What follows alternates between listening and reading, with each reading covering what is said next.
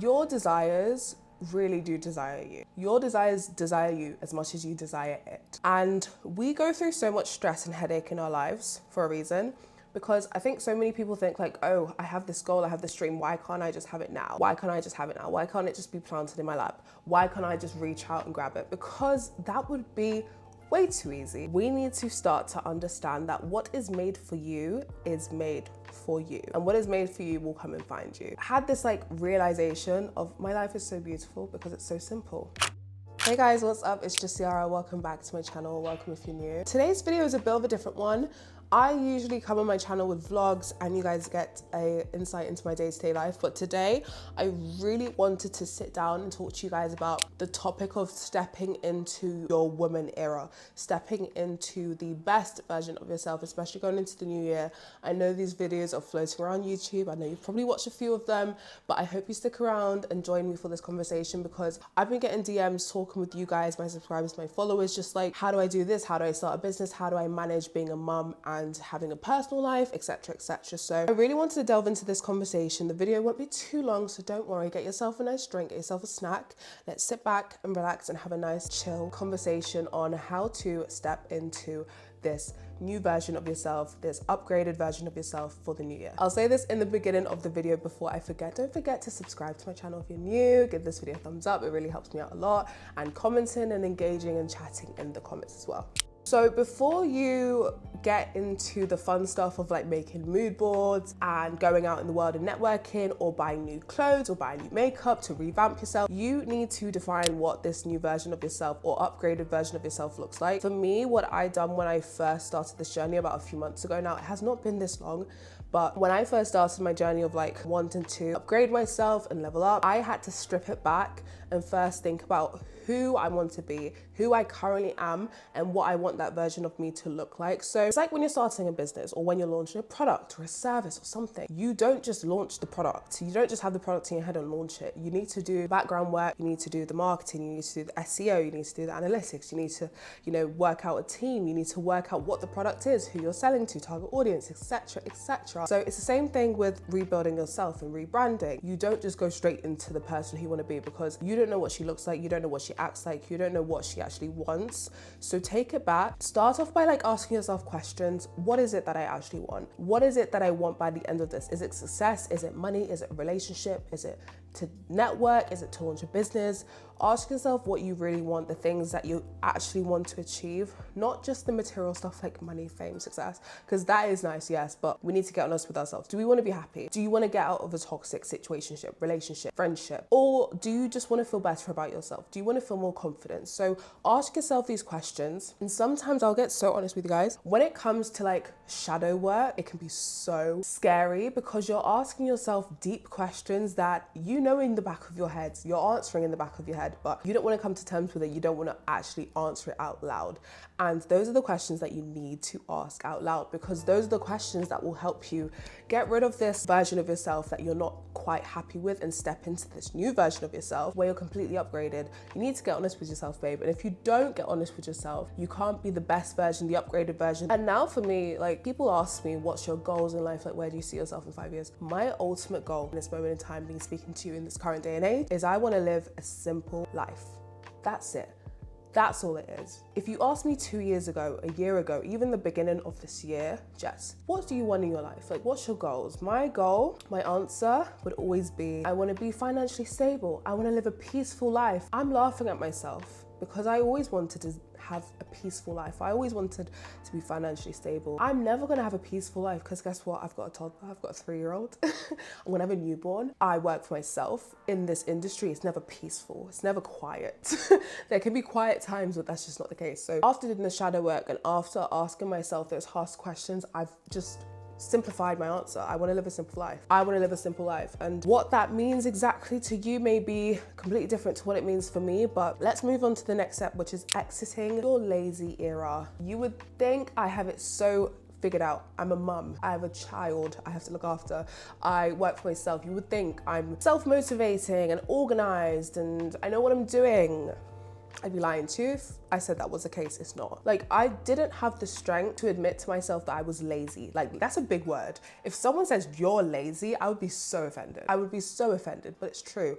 It was only until literally, 3 months ago that I was so honest with myself and said, Jess, you are lazy. You're pregnant. Yeah. But that's not an excuse. You have a toddler, you've got a child to look after. You're running your own business essentially. Like I'm self-employed, I work for myself. I have a manager, yes, but I'm self-employed. I manage my time. If I want to wake up at midday and start my day at 12 o'clock, I can sit in bed all day and answer emails and eat crisps. I can do that. That is not where I see myself, and that's not where I see my morning routine looking like. I don't see my mornings being lazy and lounging around and not having a set schedule. Like, my excuse was I'm tired. That was my excuse. And yes, granted, I'm pregnant. I do give myself leeway. I don't bully myself and like force myself to do things that I physically don't have the energy to do. But the point of this is you have to get honest with yourself. If you are lazy, and it doesn't have to be to the extremities of like just not getting your tasks done, not going into work when you don't feel like it, those type of things. But I'm talking more where majority of us is, where we don't have the energy to do things, or we constantly use the phrases of, I'll do it later, you know, I'll start that later, I'll do that next week, oh, that's not important, I'll do it later. When we say that, do you know how much you're pushing back your dreams and the version of yourself that you want to be? Whatever your end goal is, by you pushing back and saying, I'll do it later, I'll do this later, I'll do it tomorrow, I'll do it next week, I'll do it next month, it's not a priority. You're not prioritizing yourself and you're not taking yourself seriously, and you're hindering your growth because you're putting all of that aside. You could have got that success ages ago. You could have got that ages ago. And I said that to myself. I said, all of this time that I've been saying, oh, I'll start that business tomorrow. Like, I'll do that next year. I won't even start planning, because planning to me in my head was so long, I couldn't be asked. So I would say, okay, I'll do that next year. That's a task for next year. If I started that now, if I planned it now at least, if I sat down with a pen and paper, sat down at my laptop, wrote down some notes, I didn't have to start the whole business. I didn't need to put money into anything. All I needed to do was sit down and plan. If I'd done that when I said I would do it, rather than pushing it off 2 months, 6 months, a year down the line, I could have done that. I could have had it, I could have finished it, I could have checked one of my goals off my list. But because I was so lazy, and because I quite literally didn't have the energy to sit down and put myself first, I don't have that now. And I'm coming to you to tell you that yes, we can give ourselves leeway. Yes, if you're tired, if you're exhausted, if you are not physically feeling to do something, if you do not have the energy, if you are busy all the time, and if you have to prioritize some things over others, that's fine. Babe, I'm not telling you to stress yourself out. We're not here to do that. This life is too short to be stressed, like, honestly. But what I am saying is, if you continue to prioritize things that does not need to be a priority, or if you're pushing back something just because it's long, or because it's too hard, or because it's too complicated, you're never gonna get to where you want to be, because you're in that mindset, you're babying yourself essentially. Like, think of how you would speak to a toddler. How I speak to my daughter is not how I would speak to myself or my future self at all. The next phase, once we've come out of this lazy era, once we've gotten rid of the I'm gonna do it later, I'll do it later phase, we need to start to understand that what is made for you is made for you, and what is made for you will come and find you. But I remember hearing a girl on a podcast say, like, what is made for you will come and find you regardless. Like, the reason why you have such big goals and dreams and aspirations and a vision for yourself, but you don't know how you're gonna get there, you don't know what path to take, but you just know in your gut that you're gonna have this thing. It's right there, and you don't know how you're gonna get it, you don't know when you're gonna get it, you just know you're gonna get it, you're gonna get it. You're going to get it. And the second that I acknowledged that and realized that, everything else clicked. It was so weird.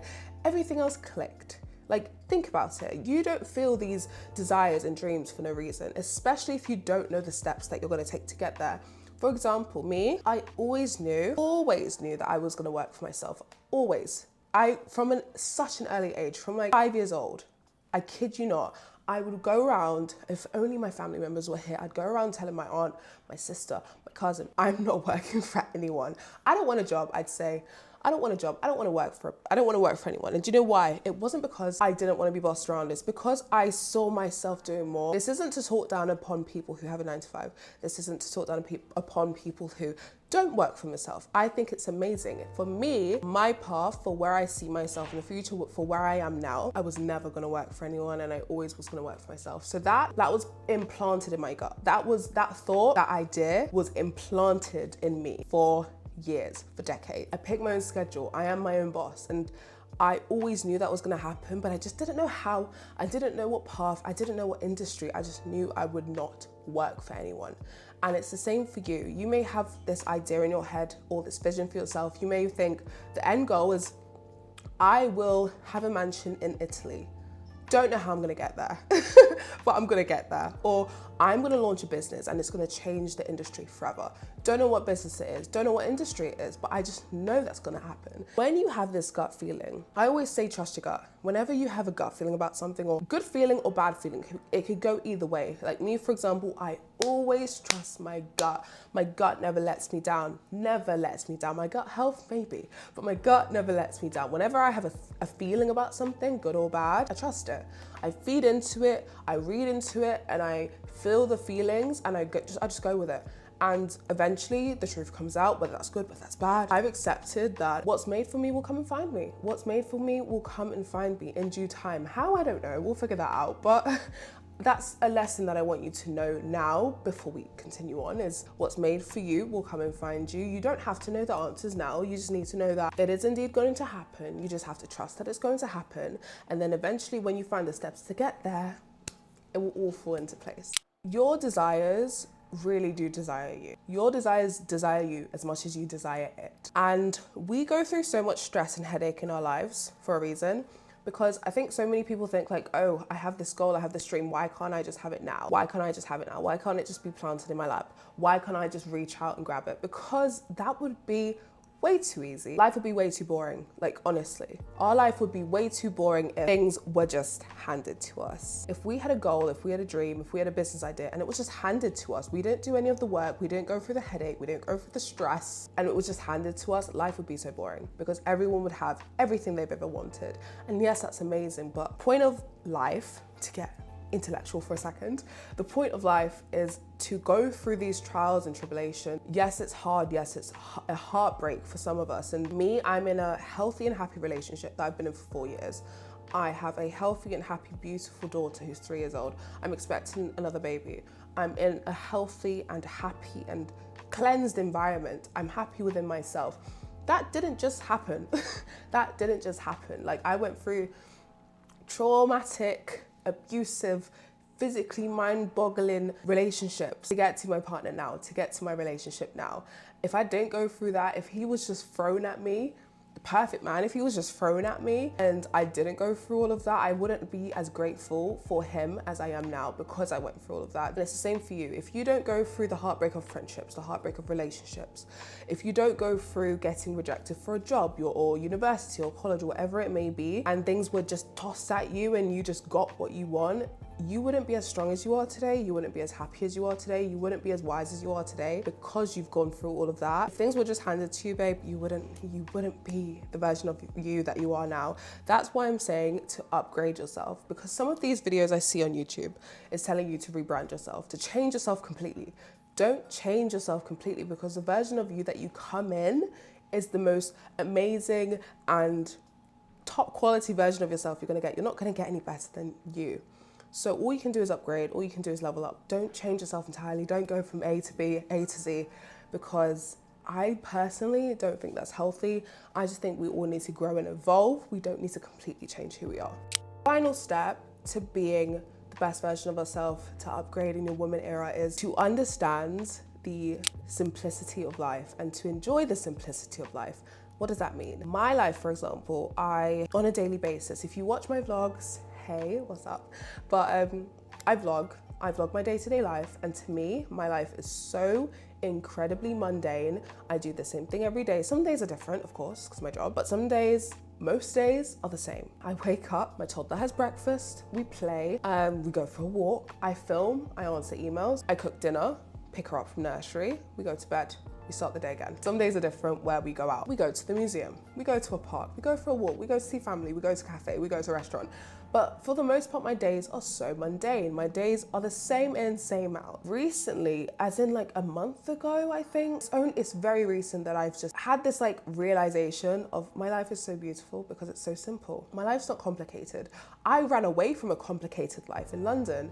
If you don't know, I moved from London to Manchester because London mentally, physically drained me. Like, London physically made me ill. Like I have, I have a condition and London physically made it worse. Like it actually made it worse because I was so stressed and so depressed and so anxious and overwhelmed being in London, especially in the industry that I'm in. It was just so much for me. Didn't know how to control myself and it actually physically made me sick. So I made the decision to up and leave London, my home, where I was born, where I have friends, where I have family, to move to Manchester. And it was the best decision I've ever made. It was the best decision I've ever made because my life has never been simpler. And sometimes when you think living a simple life, I think people think like countryside in the middle of nowhere. Like you have chickens and cows and stuff. That's my goal. I don't know if that's yours, but that's mine. But yes, that is a simple life, but your life can be simple. Your life may be so completely the opposite of mine. Like you may be the CEO of something, you have, you know, a million different people to run and to manage and your kids, or you work a second job and you're studying at university. Like your life could be so chaotic, like the complete opposite of mine. And I completely understand how you would sit there and think, Jess, how on earth am I supposed to turn that into a simple life? I'm not saying to change anything. I'm just saying to enjoy the little things. There's a trend on TikTok, like, I think I like this little life. I think I like this little life. And I love that trend because you see everyone's lives, regardless of what they do, regardless of what space they're in or where they live or where they are in the world. Everyone's little life is their little life and it's their life. And I find that trend so wholesome because I'm just like, I look at everyone's lives and I'm like, yes, it's the complete opposite of mine, but that's so sweet because that is your life and this is my life. And we need to learn to enjoy the little things, essentially.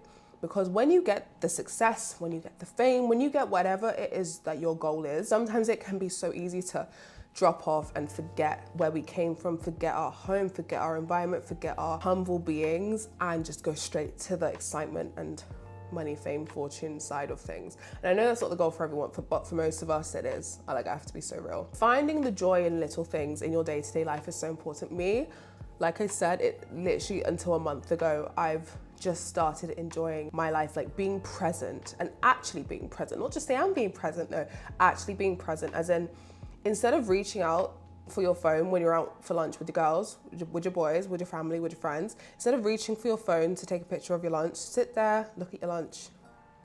Look at everyone's faces reacting to their lunch.